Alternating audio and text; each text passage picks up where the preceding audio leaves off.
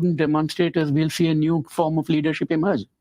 Well, Salil Tripathi, we want to thank you so much for being with us, author of The Colonel Who Would Not Repent, The Bangladesh War and Its Unquiet Legacy.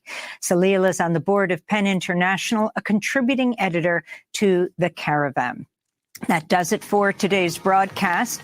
We have a job opening at Democracy Now!, Director of Development, leading our fundraising. You can check out the details at democracynow.org and apply there.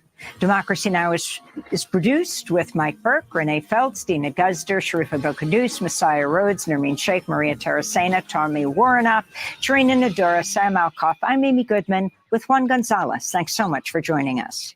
The viewpoints expressed in this program are the opinions of the people expressing them and are not necessarily those of Fresh Air Incorporated, its staff, or its board of directors.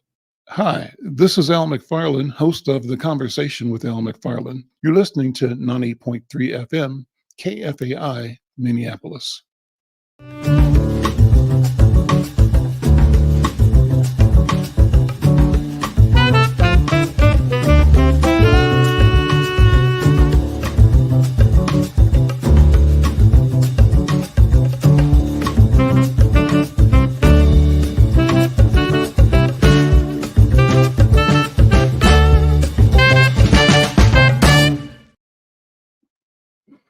I'm Al McFarland. Welcome to the Conversation with Al McFarland. I'm glad to be here and glad to have you along as well. Let me thank the program sponsor, Build Wealth Minnesota. Build Wealth in 9,000 Equities, helping 9,000 Black families own a home. Information at 9000equities.com. And let me also say that, we're doing something special. We appreciate you here on KFAI and those who connect with us online. And as a reflection of appreciation and to invite your continued support, we want you to have a chance to get a pair of tickets to a Twins baseball game in August. We're going to be giving away 10 pairs of Twins baseball tickets. They're good seats. You'll love it if you get a pair of them. And the way you get the ticket, we invite you to do this, and that is to go to youtube.com, Inside News MN, and leave a comment on today's video. Leave a comment on the video, but at the beginning of your comment, put the word baseball. And we'll kind of randomly select 10 comments and let you know within a week before next week's program if you were a winner of the tickets. You have to subscribe, be a subscriber, no costs involved in subscribing. Subscribe, that entry, and leave a comment, and you can perhaps be one of the winners of 10 pairs of tickets to an August Twins baseball game. So winners chosen and announced next week. Good luck. Thank you so much. Well, today, speaking of sports, Coach Leah is here. Coach Leah, how you doing? I love the segue. It's perfect. I really appreciate that. Yes. So I don't know. Can I win? Can I win if I make a comment? Well, I got tickets for you, so you don't have to compete. Okay. Very good. Very good. Well, listen. I know there's so many amazing things that are happening outside of the world of sports, and so I really appreciate us taking just a few minutes here at the top of the show to talk about the WNBA All-Star Weekend. That was just this past weekend in Phoenix, Arizona. I was there. I was behind the scenes. I had a great time. And one of the highlights of the weekend for me, especially, and what I'm hearing from a lot of people that attended, was the WNBA Celebrity Fashion Show that was held at the rooftop of the Cambria Hotel there on that Friday night. So Tall Girls United, which as some may know, was co-founded by myself and Sylvia Crawley-Spann, former WNBA player and coach and Olympian and NCAA champion, all those things. We just love uniting tall girls and tall girl brands globally. Well, the Bridget, I always get her name tongue-tied, Bridget Pettis Foundation got wind of us and wanted us to coordinate their fashion show. And so it was a lot of fun. It started out just a little rocky because, as we know, last Friday, they tried to shut the world down. What was up with that? Well, Sylvia herself was stuck. Her flight got canceled and she had to get rerouted, and literally when she was supposed to get in Friday at noon, was not able to get in until Friday at 7 p.m., which was right before we were getting ready to have everybody hit the runway. But it was still a great show. We were able to improvise as best we could. We had deliveries that couldn't be done because of that mishap as well, but we had some of our interns standing behind our sign holding it up. It was just like, we're not going to let that stop our show. But we had four local designers, Black Russian Label, Raquel Rudiban, House of Donaldson, and then Bridget Pettis has a brand new line that she's launching called Authentic Path Clothing. And that is actually designed by Sylvia Crawley and Sylvia Crawley Span. And so it's really, really cool to see Bridget Pettis and her, the way that she just loves comfort clothing, be something that is now a line that's going to be for sale very, very soon. And so look out for Authentic Path Clothing by Bridget Pettis. And then, of course, the fifth featured designer in the fashion show was Crawley's Creation by Sylvia Crawley Span. And so our fashion show, which was called I Am Fashion, was amazing. There is going to be footage on our Tall Girls United IG page, Tall Girls United Facebook page. And so if you want to see any footage, videos, as well as stills from all the fashions and just the beauty of that runway show, be sure to look there for those things. And of course, we'll be putting some stills in the paper as well, in Insight News on our sports page. So Al, over 30 models were in this show. 30 models. And then we also had NBA moms, current and former WNBA players and coaches as models, former men's and women's NCAA players. I want to give a quick shout out to Natasha Adair, who's the head coach of Arizona State University. Her son, who is a model, was in our show and did an amazing job. It was just a great night. You have some notes on local community activity. Yeah, so Miel Organics. If you've been seeing Miel Organics, it's a hair care line, a skincare line that's been out here for a minute now. You know, I like to say that I'm 1 degree of separation, right, from anybody on the planet. Well, it just so happens that on last year, when it was announced that Miel Organics was the first Black-owned brand to partner with the WNBA, they had a activation at the WNBA Live in Las Vegas last year. And as I'm walking through them, I'm talking to some of the people that are there, and I had a conversation with a young lady, and we started talking about Minnesota. And it just so happens that she attended Augsburg College. Mm-hmm. So Nicole Robinson was telling me, how she got to Augsburg, and that her uncle is the one of our beloved community icons, the late Earl Bowman. If we know that name very, very well, especially in the sports arenas, as well as the academic arenas. And I was like, wait a minute. And you know how we have our extended families. I'm like, that's my uncle. So we started just talking and just talking about how we just love being in, our time in Minneapolis. And I told her that Augsburg, I said, oh my gosh, so I had a chance to speak to the classes of Mahmoud El-Kati when he was doing race and sports. And she was like, what? That is my all-time favorite professor. Uh-huh. And so we just had a wonderful conversation on that year. Well, moving toward this year, we were fortunate to be able to have Miel Organics as one of our sponsors. And so for Tall Girls United, we will have sponsorship, the very strong sponsorship now with Miel organics. And I want to give a huge shout out to Nicole Ray Robinson, who serves as the Senior Brand Director for Miel. And then, Al, I know we want to do a whole segment on NIL, name, image, and likeness, coming up soon, right? Awesome. I'm so looking forward to that. I found out that one of Miel's brand ambassadors is Angel Reese. The Angel Reese is with Miel Organics. And so I'll look forward to having that conversation, a deep dive with what NIL is, what it means, because we've also heard recently that in some states they are offering NIL opportunities to high school players as well.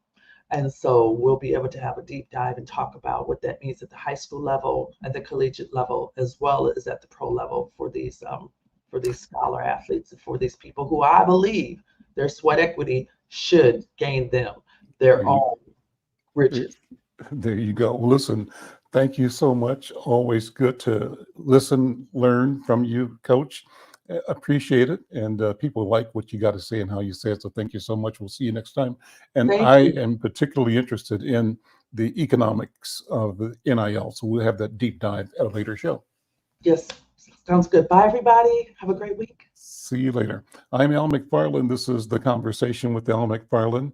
And I want to jump into the topic of the day. The big topic around the world, obviously, is President Biden's decision to not pursue re-election and his support of Kamala Harris, his vice president, as the candidate for the Democratic Party for president. That, in addition to some recent Supreme Court decisions, and both the assassination and the illness, the COVID illness of President Biden, made the past 10 days tumultuous, to say the least. I'm joined by colleagues and friends, and I'm putting them as co-hosts today. Dean Burnell Powell, who joins us from, I believe he's in the Carolinas, or maybe he's in Kansas City, I'm not sure which, today. And my colleague and friend Yusef Mjini, who I know is in St. Paul. Dean Burnell and Yusef, brothers, how y'all doing? Doing well here in South Carolina. I'm Aha. from the South Carolina.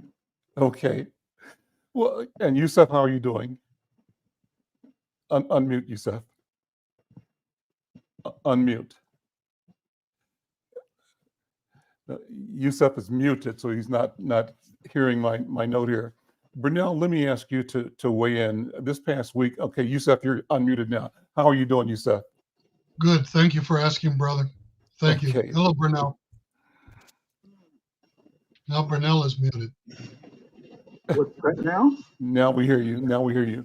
Trying to get our microphones synchronized here. Well, listen, gentlemen, let's talk about this political week. Burnell, you first, if you would. Just how would you describe what's happened in the past 10 days and the impact? I'm looking at it from my vantage point as both a news person, but as a Democrat and as a person that supported Democratic politics and had vision and hope that there'd be a progression towards the elevation of Kamala Harris at some point in time. But things have accelerated. What are your thoughts about what's happened in the past week? Well, I'm one of those who follows good public relations advice, which is start out where you want to end up. And when after President Biden's unfortunate presentation during the debate which I did not watch, but that's another conversation. It was clear to me that eventually he was going to have to step aside. And it was not clear to me exactly what the process was going to be.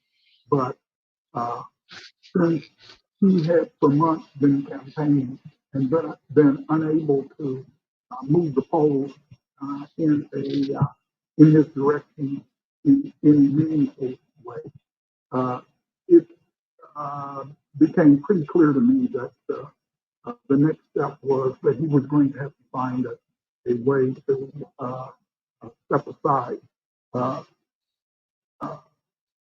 Thinking about another political bit of advice never let a crisis go to waste. I thought that what he would do would take advantage of the crisis that he found himself in and simply declare that the cold that he was experiencing was not responding properly to medical treatment and use that as an easy way of stepping aside. He didn't do that. Then came the shooting, and then came the COVID crisis. So that's three crises, almost as though fate was saying, hey, there's some opportunities here to go in a different direction. He eventually did read the writing on the wall. I would assume listened to his friends and political advisors and saw that the way out under these circumstances was simply to step aside and let Harris proceed in his stead. I had thought that had offered that one way out might have been for both he and Harris to step aside. He could have named her as his vice president, and he could have gotten out of the picture completely. Now, I do want to underscore, I'm saying all of this as someone who's simply observing politics, not as a commentary on Joe Biden, who I think has been an excellent president and will go down in history as certainly among the top 10 greatest presidents that we've had, maybe much higher than that. But directly to the point where this all has left me with her elevation and watching the party unite around her is with the feeling of, first of all, being sad that Biden had to depart, but then being immediately overwhelmed, almost overjoyed, wave of good fortune that this means for the Democratic Party, and more importantly than that, for the nation, because I think that Biden understood what I have believed all along. This election is not about Joe Biden. It's not about the Democratic Party. It is about the question of whether we will continue to operate as a democracy in this country. Everything is in place for some sort of autocratic operation to take hold and to hold on to the country for only God knows how long that can happen. We've seen it happen in other nations right now. Just within the last few weeks, France managed to dodge a bullet. Immediately thereafter, French commentators were saying basically what happened was that after the first round of voting, everything was bad. It looked like the fascists were coming to power. And then France remembered. It remembered why it was that they had rejected fascism in the first place. And it seemed to me that we were on that kind of trajectory too. Indeed, we're still on that kind of trajectory. And the question is, will we remember? Will we remember why we fought the fascists and the Nazis? Will we remember what is going on over the last decade in places like Turkey and Poland and Hungary? Will we take into consideration what a truly authoritarian dictatorship looks like when we look at the Russians and how they operate? We are staring down the barrel of a gun here, and the nation has to decide now: do we continue with the great experiment, or do we turn our back on it? Yusuf, what do you think? What's your feeling, your impression? Well, I agree completely with what everything that Burnell said. The president found himself in a number of fights. He was fighting a cold. He was fighting the backlash from a poor debate performance. He was fighting the Republican Party's endorsed candidate. He was fighting, of late, the pit bull vice presidential Republican candidate. He was fighting the media because the calls for him to resign almost seemed to become a fait accompli, Al, in terms of the infighting within the Democratic Party, which the Republican Party and candidates were simply cheering about.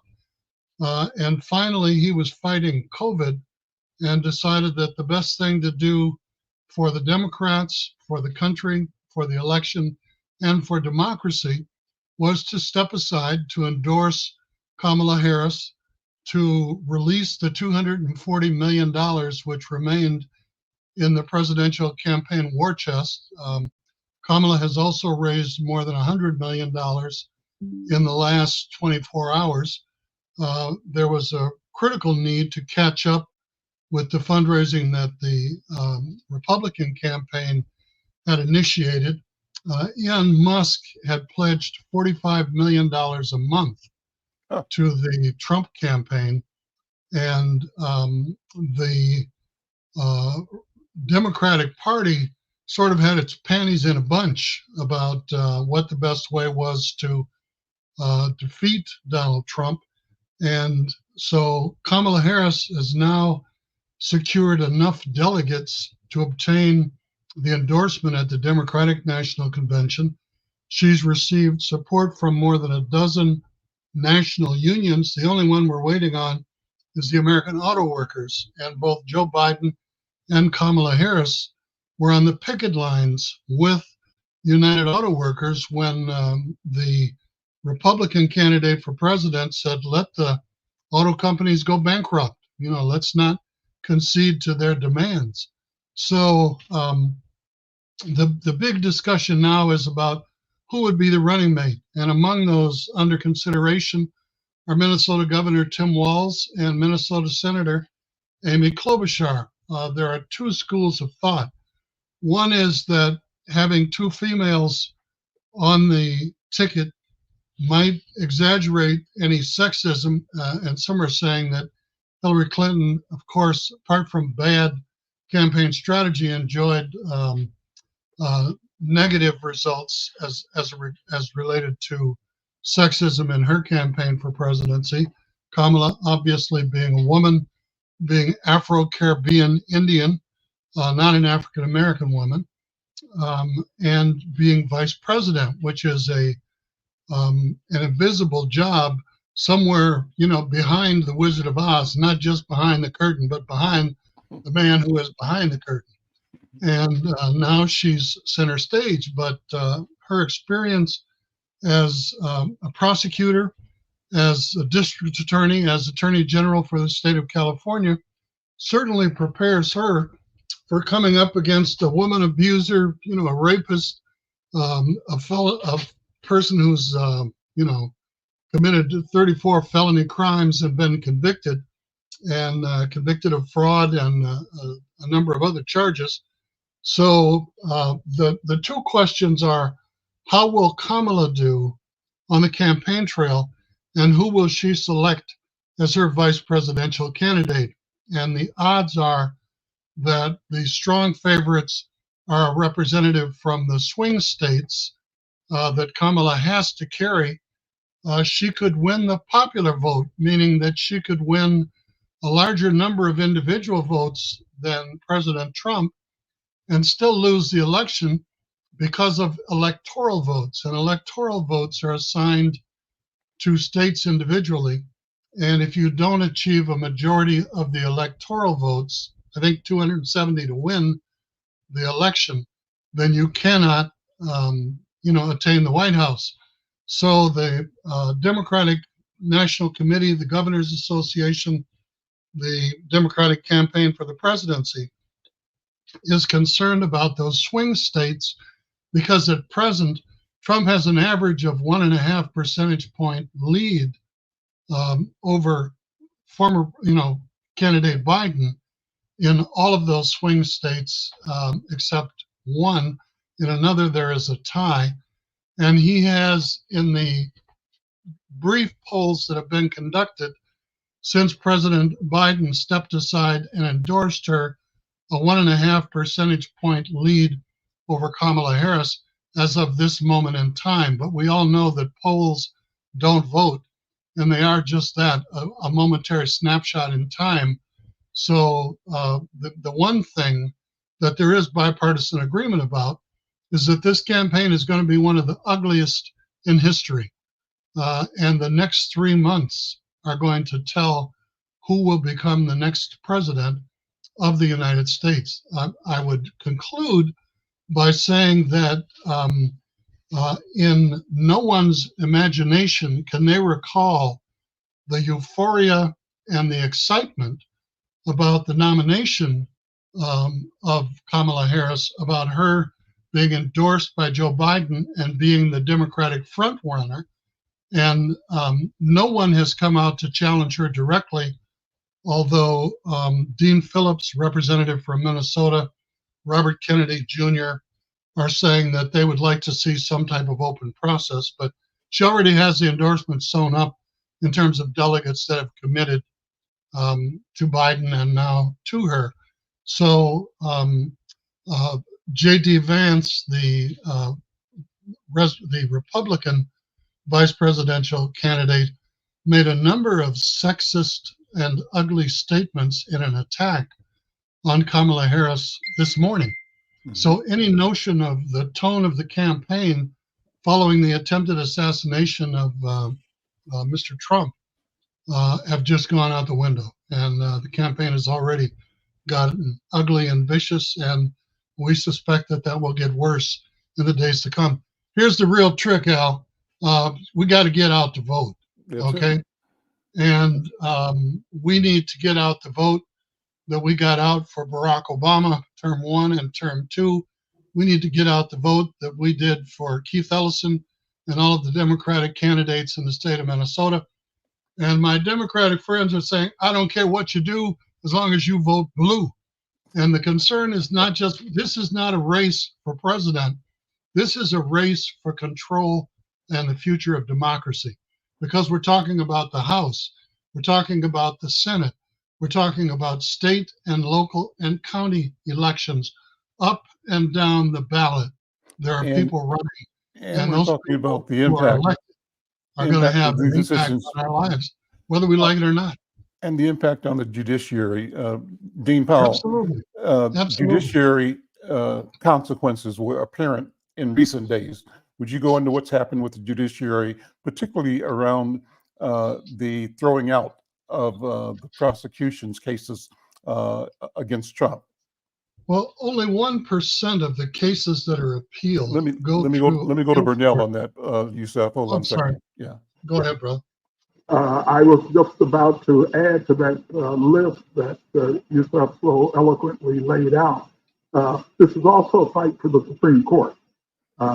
The Republican Party made a mission of remaking the Supreme Court. And when Trump ran, one of the things that he did was that he turned to the Federalist Society, a right-wing organization that is committed to creating a different view of the Constitution and our laws in this country. And he asked them to give him the names of people who he could nominate, who could be counted upon to overturn Roe v. Wade. And regrettably, Donald Trump succeeded in that. And not only did he succeed in overturning Roe v. Wade, but also succeeded in overturning the Chevron rule, basically I don't want to get too technical here, but basically an opinion which says that it is the obligation of the court to defer to the executive branch when making interpretations of what the laws mean that govern those executive agencies. After all, for nothing about environmental sciences or technological questions or what have you. The agencies are the ones who have that authority. So now now that Chevron has been overturned, now that Roe v. Wade has been overturned, and most recently, now that the court has, out of whole cloth, invented a notion that the president of the United States is above the law, a notion that flies in the face of any seriously considered positions that legal scholars have had for the 300 years of the Republic. The stage is now set for a very authoritarian government to take hold, one in which the president would not be answerable to the courts for the most part for anything that the president did that was arguably within the president's constitutional power. And that will simply make it almost impossible to rein in the next president, unless that president is prepared to rein themselves in. So again, we're sitting at a point now which is very dangerous for the nation, and extremely dangerous for those within the nation, like myself, who have over years, for years, espoused views that are totally anathema to the Republican Party and its life. And so you're saying that the environment for us going forward is really a threatened environment, that the forces of retribution and of coercion are in effect at the point of release that could cause a sea change. And we quote Donald Trump when he says, "I am your retribution." Retribution against what and against whom? We know that Donald Trump has not been reluctant to point out who he views as his enemies. They are anyone who disagrees with him, and in particular, women and people of color. I'm Al McFarlane. This is the Conversation with Al McFarlane. What a wonderful conversation. My guest, I'm presenting them as co-host today, Dean Burnell Powell, Emeritus, former Dean of the Law School at University of Missouri, Kansas City, and also at the University of South Carolina, and the esteemed Youssef Mgini, educator, organizer, broadcast and media personality, civics leader in St. Paul. And momentarily, we're going to be joined by U.S. Representative Ilhan Omar. Gentlemen, I want you to feel free to join me in engaging her in a conversation about the topics of the day. Of course, we want to hear her take on what's happening with the decision by President Joe Biden to not seek re-election, and his decision to endorse his Vice President, Kamala Harris, as the Democratic Party's nominee for the office of president. Interested in her take on background on the machinations that went into this set of decisions that really, as I described earlier, have been tumultuous decisions in the party in the past 96 hours or so, 2 weeks at the outside. And interested in her thoughts, and Burnell, you and Youssef, your thoughts on who would likely be great candidates for vice president for Kamala Harris, and why, and how she probably will approach the decisions to do that. Also, if we get a chance to, I want to Representative Omar to talk about her own candidacy. She's got a challenge in the Democratic Party, and then she'll face a Republican in the general. I wanted to get a sense of how she sees and what she presents as her contributions, her successes, her accomplishments and achievements that support her bid for re-election. So that'll all be in a couple of seconds. Youssef, you're going to make some comments. Jump in. Well, I think Burnell covered the water completely and excellently. The case that the judge threw out regarding former President Trump was not based on any of the evidence or any of the crimes or charges against him. It was thrown out on the basis of the Attorney General appointing a special prosecutor to do the investigation and the indictment that was brought forward. So the Attorney General has announced that that case will be appealed and will have another day in court. Unfortunately, it will probably not occur until sometime in September. And the primary legal strategy of the defendant has been to stall and delay and try and move all of these legal matters until after the election takes place, because you can't indict a sitting president. Similar to Mr. Netanyahu, who is visiting our country from Israel and who is continuing a war under that same pretext that as long as he is president and has a war going, that they can't throw him out or elect someone else to head the Knesset, the Israeli parliament. But let's hear from Representative Omar. Yeah, that's a great segue. We have Representative Ilhan Omar. Representative Omar, thank you for being here. How are you? I am wonderful. It's good to be with you, sir. Well, good to be with you again. I'm just wondering how this whole scenario looks to you in the seat that you're in as a representative, as part of the Minnesota delegation, which I believe pretty much has supported President Biden's decision to, one, not seek re-election, but two, endorse Vice President Kamala Harris. What are your thoughts? And how is this whole thing unfolding to you personally, Representative Ilhan Omar?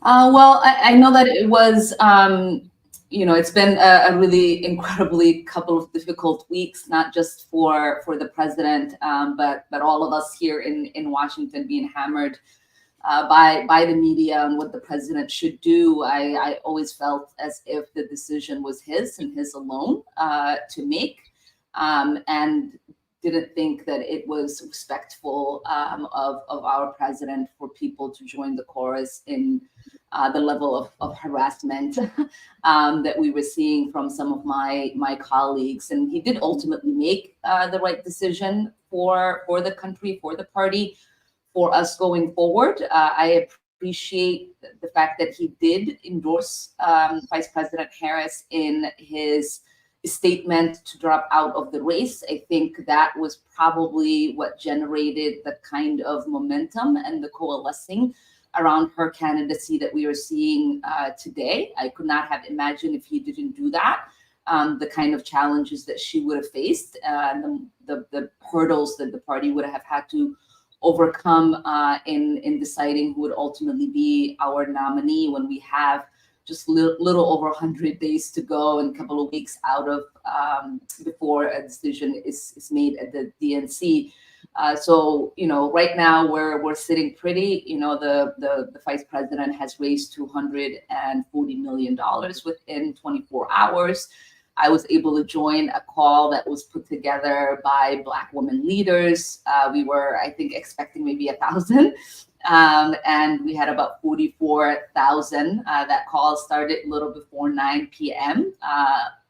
On the East Coast, and it went past midnight. I think I got off around like 12:45 and went to sleep.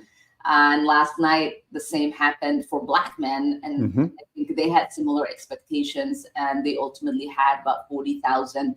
And in both of those calls, we were able to raise over $1 million in each. So there is great momentum. And I was just reading that the vice president right now has 95% of Democrats supporting her. On election day, Hillary Clinton had about 90%. So there is great momentum. We have to keep going. And I do hope that she picks a VP candidate that does not drag down her momentum. That helps. Who do you think that might be? Who'd you recommend if she asked you for your estimate or evaluation? I mean, I think there are some really good candidates out there that have some pull. A lot of people are talking about Andy Beshear of Kentucky. I think he does bring a contrast and is going to be able to take on JD Vance on the debate stage and in the rallies. Someone else that's being talked about is our own Governor Tim Walz. He's a veteran, he's a former teacher, a coach, someone who has had a great record of accomplishing things with a slim majority. There are others that are being talked about that I'm a little worried about. Mark Kelly, I'm worried that we will lose that Senate seat and there might not be enough time for us to win back his seat in Arizona with a replacement. Another one that's being talked about is Shapiro out of Pennsylvania. I think we lose the chance of having that state be represented by a Democrat.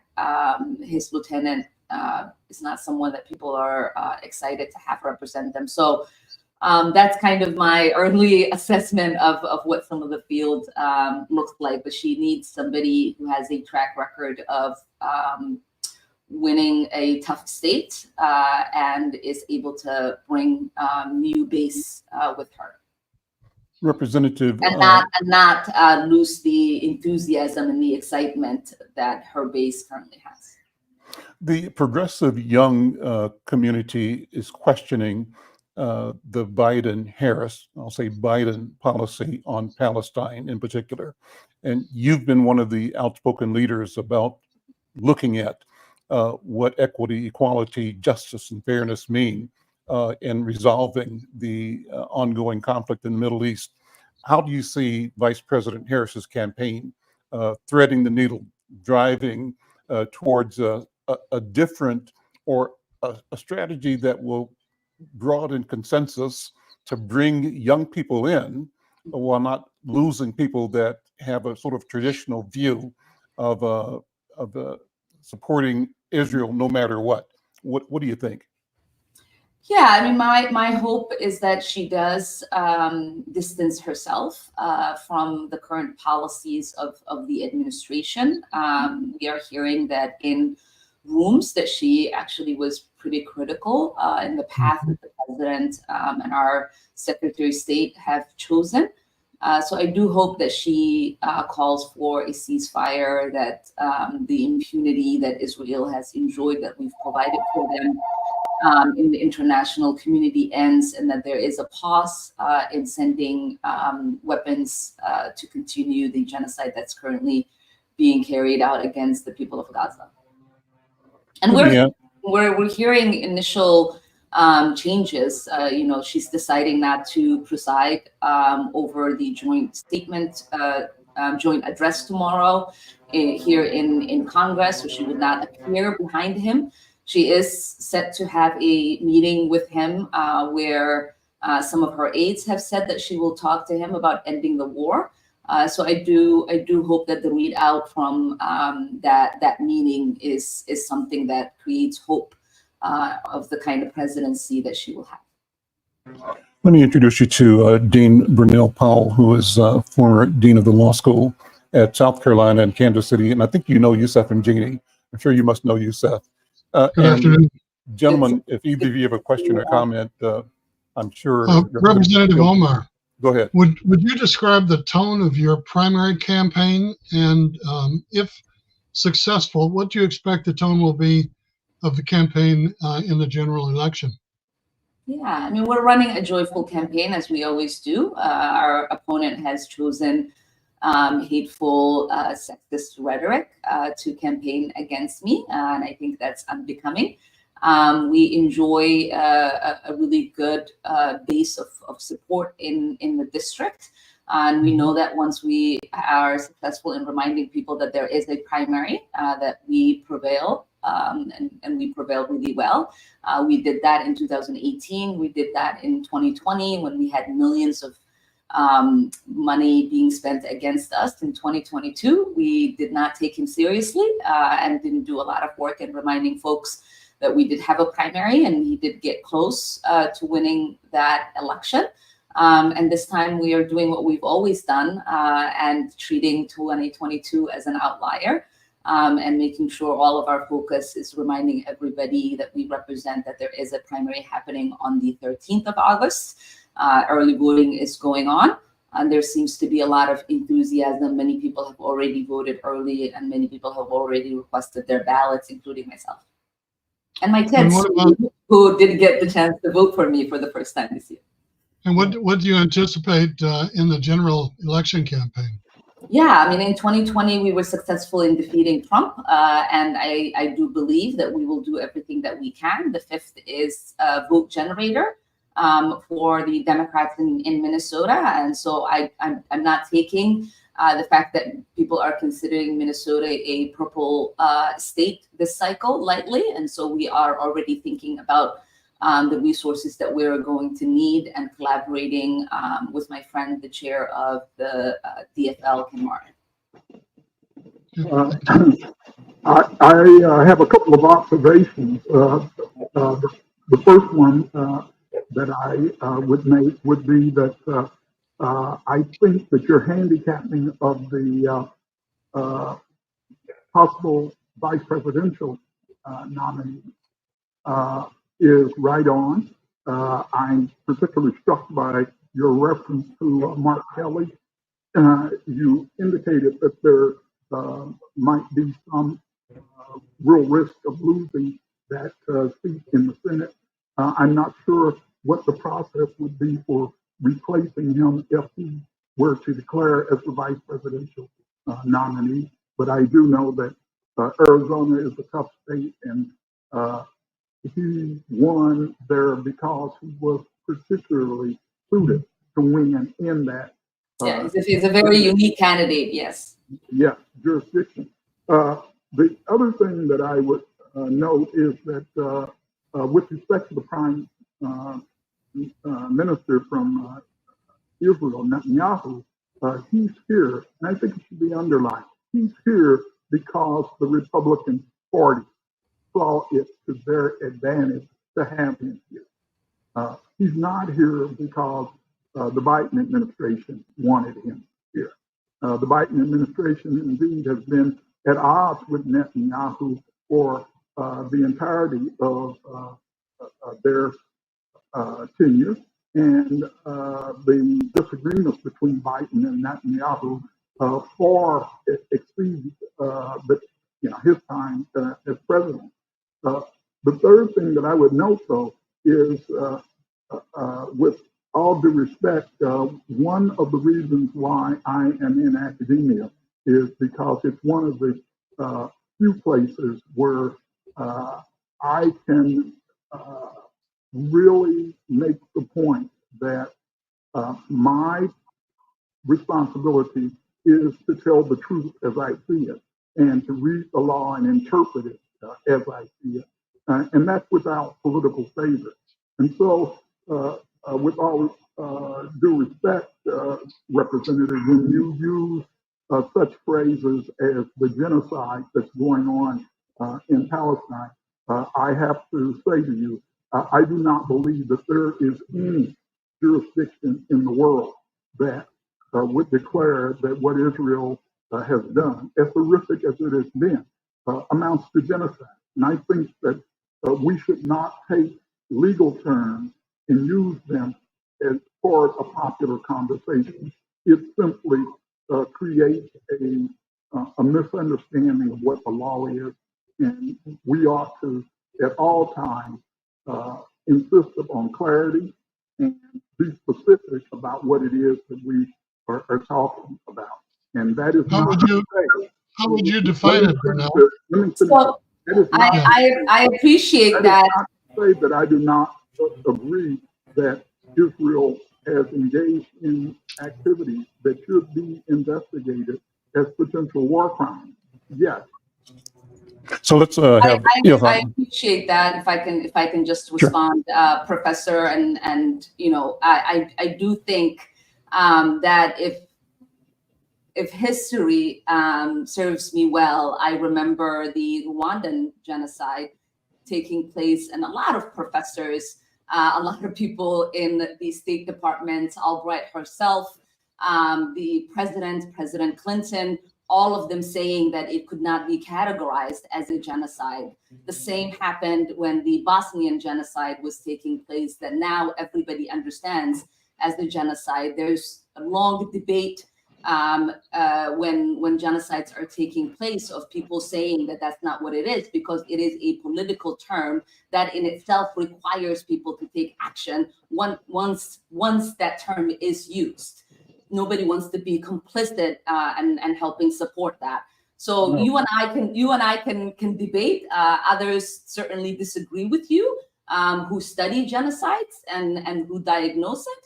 And I will take their word that there is genocide currently. Well, it would be helpful if you would identify who some of those others are who have taken the position that what we're witnessing is genocide. I know that there are The UN rapporteur for Palestine has.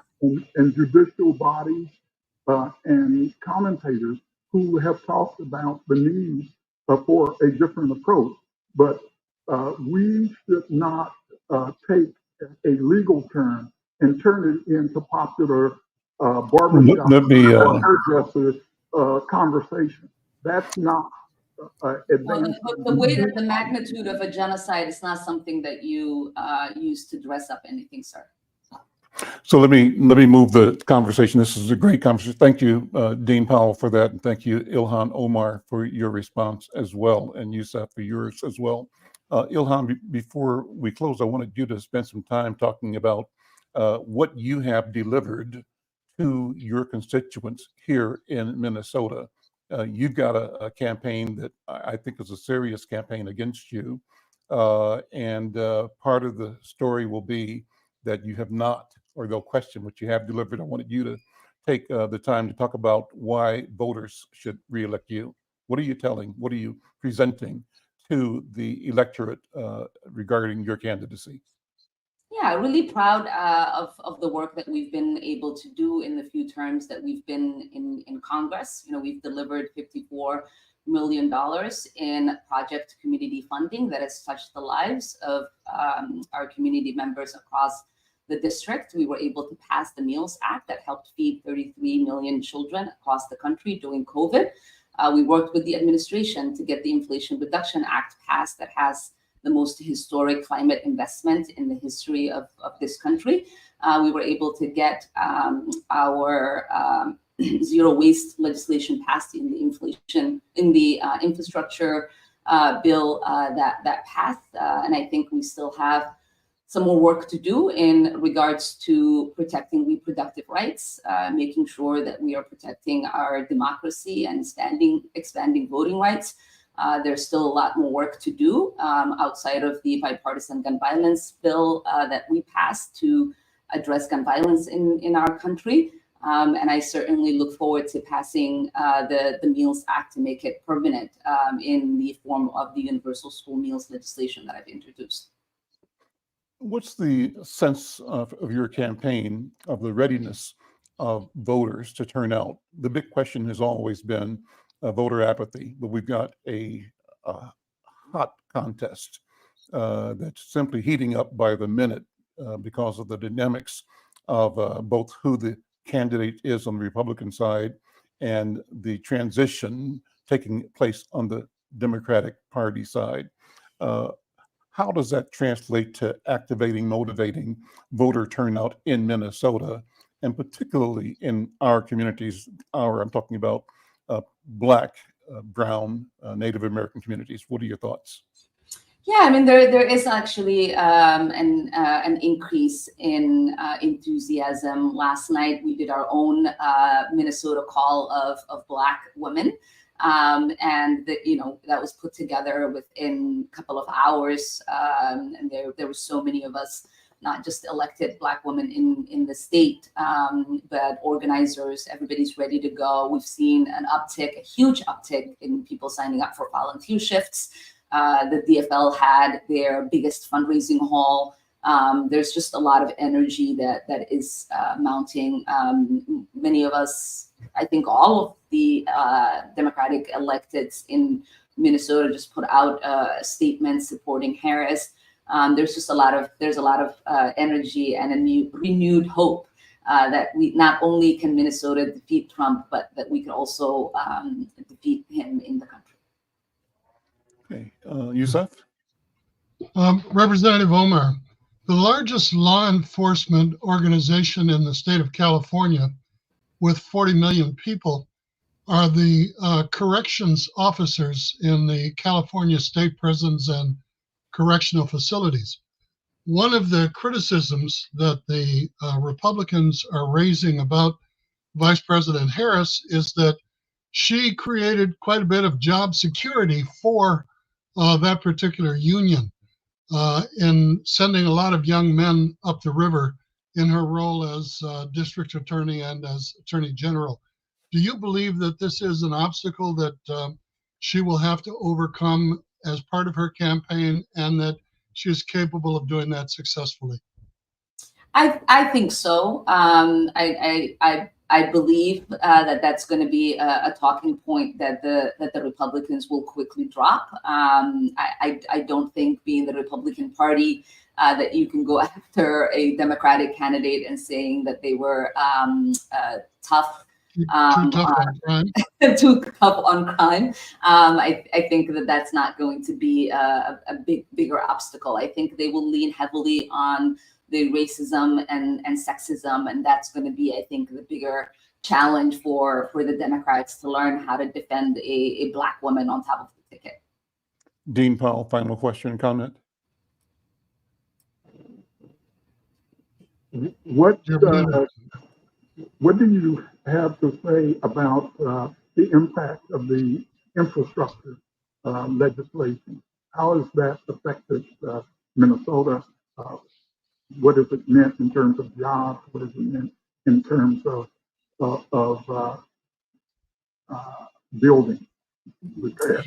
Economic. Yeah, it will bring 10,000 jobs every year for the next 10 years. So that's going to be a huge deal. Many of those jobs are going to be union jobs, which means that they're going to be good paying, protected jobs. And many of them are going to be green jobs, meaning that they're going to be impactful in regards to addressing the climate crisis. And we've been doing a lot of work in Minnesota, as Al knows, in trying to make sure that there are quotas set up for a lot of these companies to make sure that they are hiring people of color, especially Black men. We got about a minute left, Ilhan. I'll give that minute to you to remind and invite and encourage voters to do their duty, to show up, and to also talk about the value that you want to bring, continue to bring to our state. Yeah, I mean, our vote is our voice. People wouldn't work so hard to disenfranchise it if it wasn't powerful. And I try to remind people that politics is personal. In this election, we're fighting against Project 2025. The Republicans are serious about dismantling and eliminating a lot of the rights, the civil liberties that many of us enjoy. It is going to be dramatic for anyone that is a woman, anyone that is a person of color, anyone that is an immigrant, to have another Trump administration. So we must do all that we can to vote ourselves, to get our friends to vote, to contribute in any way that we can. This is our country. This is our democracy. This is our republic to save. And we do not want to wake up on November 6th upset about the fact that we didn't do everything that we can to protect our country. Ilhan Omar, thank you so much for being here. Continued success and good luck in your campaign. My gratitude and thanks to Dean Burnell Powell and to Ndugu Yusuf Mjini, reminding Thank you you. that we want, if you're interested in winning a pair of Minnesota Twins baseball tickets, subscribe to Insight News and go to Insight News MN on YouTube. Leave a comment about this conversation, but start the comment with the word baseball, and we're going to give away 10 pairs of tickets to the Minnesota Twins baseball games, an August game that you can choose. I'm Al McFarlane. We'll see you next week. Take care. Thank you. Stay safe, brothers.